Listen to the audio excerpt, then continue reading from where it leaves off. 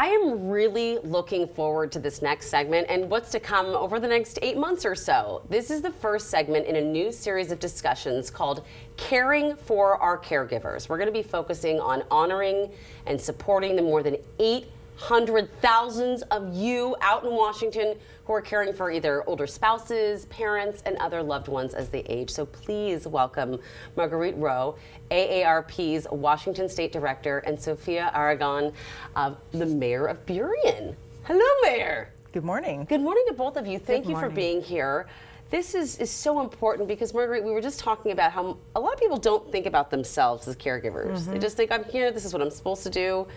Who are we talking about when we say caregiver first? And second, why does AARP think it's so important to support them?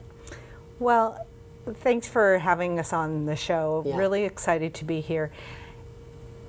Our AARP has been interested in caregivers because, in fact, we know that 80% of Washingtonians have said that they want to age in place, and family caregivers provide that support, particularly as we age. So you may not know you're a family caregiver, but if you're helping somebody with getting groceries or bathing or even technology, you're providing caregiving support that allows your older adult loved one, be it a family or a friend who is interested in staying at home in their home. Yeah, I think we think sometimes, you don't really think of it because you're like, oh, it's just family.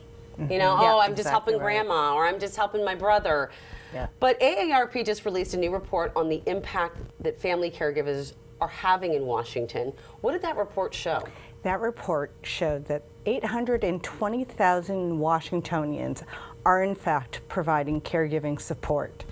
And they provide in a single year 770 million hours of care. 770 million? 770 millions of care in a year.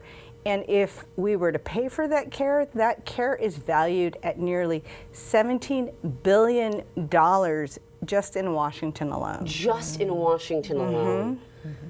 Mayor Aragon, tell us about our population. That you seeing this as a broader scale as the mayor.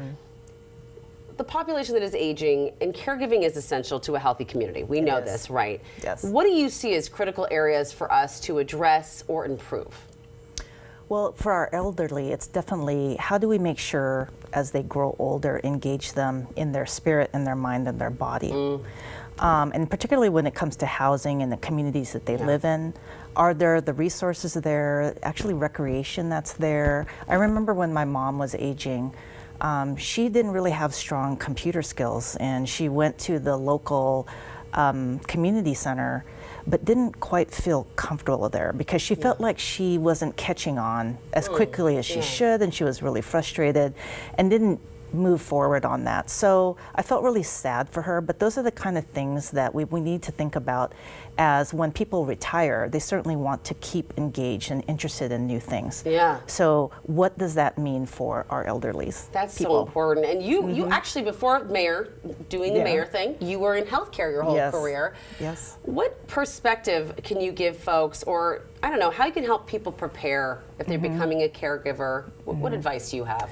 So, well, as a registered nurse, I'm the de facto care coordinator in the family. So if anyone gets sick, right?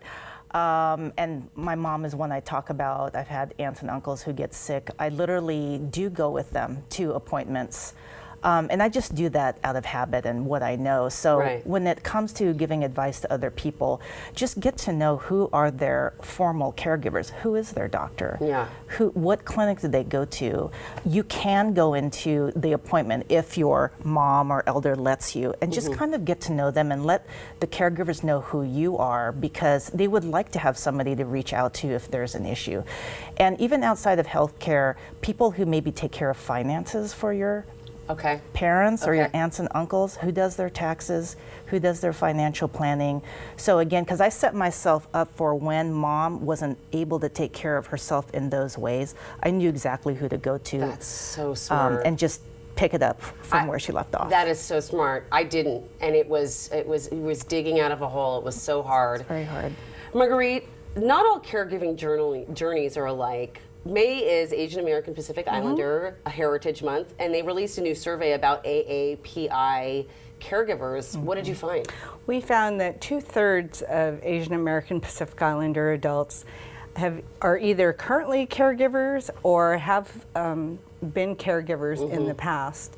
And that in fact, another study showed that about 70% of those Asian American and Pacific Islander adults really feel like it is their obligation to provide that caregiving. But as we know, caregiving can be really stressful. And so that's why we're taking it upon ourselves at AARP to really help develop the resources and the support for family caregivers, because we have to take care of family caregivers themselves as well. That is so great, because it's so important. Like you said, every journey is different. Mayor, what should we keep in mind about this as well? Well, I think it goes back to the theme of people picking up those duties because it's just expected. So not only I picked it up because I was a nurse, but I was the oldest daughter, and it's just what happens. And so I think also as we think about how do we take care of the individual, how do you support the family, because they will come, and in this day and age, in terms of housing that's available, we're probably more spread out than we want to be.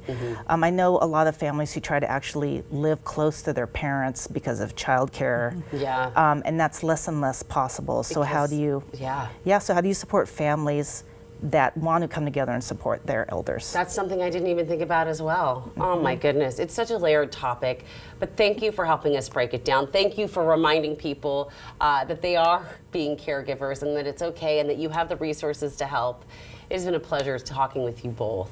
Thank you. Look forward to continuing the conversation around caregiving. I'm excited about that. We are going to get you all prepared. And listen, AARP and BECU have developed a list of resources with you, the caregiver, in mind, from support services, all in one place. Check it out at aarp.org/caregiverswa.